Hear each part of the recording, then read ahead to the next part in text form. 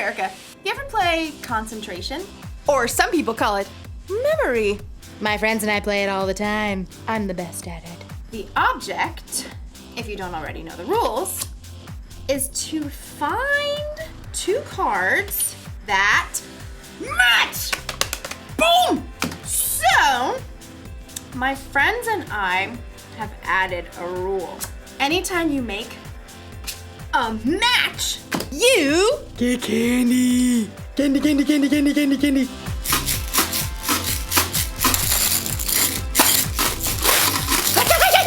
What can I do?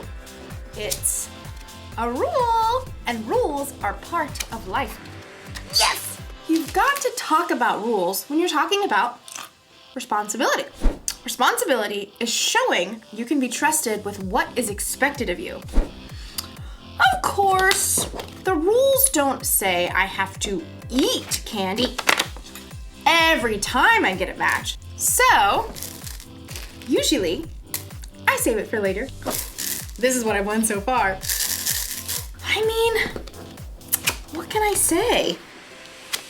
I know how to pick 'em. My friends are like, you're too good at this game. Give us some candy. And I'm like, get your own. I might have a problem. No. Today's story is one that Jesus told about a man who had a little problem with sharing. Who knows what that's like? I'll see you in a bit. Mine.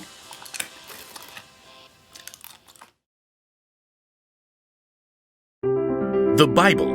It's 66 books of history, stories, letters, and poetry that fit together to form God's one big story. The epic adventure of how He created us and loves us so much that He made a way to rescue us. As we travel through the Bible, from Genesis to Revelation, we discover people who met God and found their lives changed forever. Now, for an amazing story, inspired by the book of Luke, chapter 12, verses 13 through 21. Everywhere Jesus went, large crowds followed him. Some really wanted to learn and change. Some were just curious. Others, like the religious leaders, listened to Jesus' words so they could trap him with tricky questions. But there were some people who just wanted Jesus to back them up, to tell them that their way was the right way. One of these was a man, we'll call him Ezra. Teacher! Hey! Teacher! Ezra's demand was loud enough that everyone stopped talking to look at him. Are you gonna let me through or what? Ezra shoved through the crowd, dragging another man behind him, his brother. Teacher, you've got to tell my brother here that he has to divide the family property with me. Ezra's brother looked like he wanted to sink straight into the ground. Jesus turned to Ezra. Friend, who made me judge or umpire between you? People listen to you. I thought you could, just settle this. Tell my brother I'm right. Watch out. Be on your guard against wanting to have more and more things.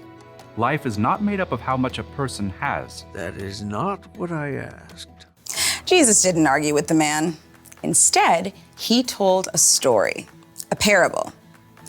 If he had told this story today, it might sound just a little something like this. There once was a rich man whose field grew a fantastic crop of grain. Perhaps it was corn. His manager brought him the good news.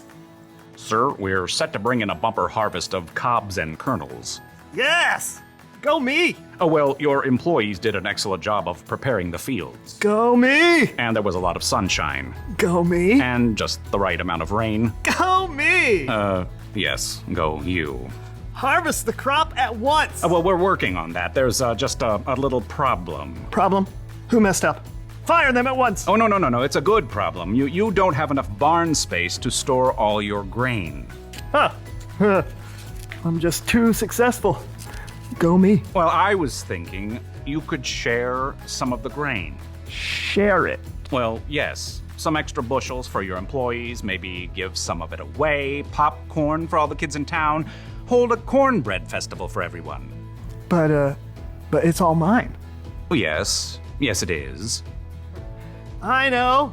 I'll tear down my barns and build bigger ones. Then I can store up all the extra grain for myself. Oh. See to it. I want those new barns up by the time the corn harvest is in. Yes, sir. The old barns were torn down and brand new, bigger barns were built. Perfection. Is the corn harvest complete? Yes, sir. All finished. Excellent. Have the men store it all in these new barns immediately. But they're so tired. I said immediately. Yes, sir. At last, the rich man's entire corn crop was stored in his shiny new barns. He settled back in a comfy deck chair and surveyed his property as the sun set. Go me! Self, you've done pretty well for yourself. You got grain stored away for a lot of years to come. He popped a gourmet corn chip into his mouth. Self, take it easy. Eat, drink, and live it up. You foolish man. The rich man nearly choked on his chip. Excuse me? The rich man looked around, but he could see no one. He was entirely alone. Oh, great. Is this supposed to be some God moment where I discover what I've been doing wrong? That's exactly what it was. You foolish man. Tonight I will take your life away from you. Then who will get what you have prepared for yourself? Could we come up with a different ending to this story? But there was no way out for the rich man. He had chosen to focus only on what he could keep for himself. Jesus wrapped up his parable by explaining, That is how it will be for whoever stores things away for themselves, but is not rich in the sight of God. We don't know how Ezra responded, but maybe, just maybe, he started worrying less about getting more of his family's stuff. Maybe he started to care a little more about sharing what he did have with his brother. Jesus told the story of a rich man. He had more than enough food for himself to eat, and he kept it all.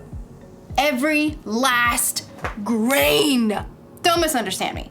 There's nothing wrong with saving. It's good to save your allowance money for that new toy you want. It's good to save candy for later instead of eating it all at once. But saving wasn't the problem with the rich man.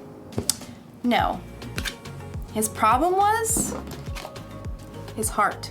He loved himself and his stuff more than he loved other people. And that's not good, because people are always more important than stuff. You see, I can't say that I'm a follower of Jesus if I'm going to be selfish with the things I have. Those things don't match. It's our responsibility to share with others, and we all have something we can share. Maybe you have time to share, or money, or candy. You're going to have all kinds of chances in your life to share with someone who has less than you. Don't miss your chance. Here's a rule for life to remember today. Share what you have. I've got candy to share next time I see my friends. I've got clothes I don't wear anymore that I could donate. And I've got time if anyone wants to play concentration with me later. Although I warn you, I'm pretty much the best at it. See you next time. I'll save you some candy.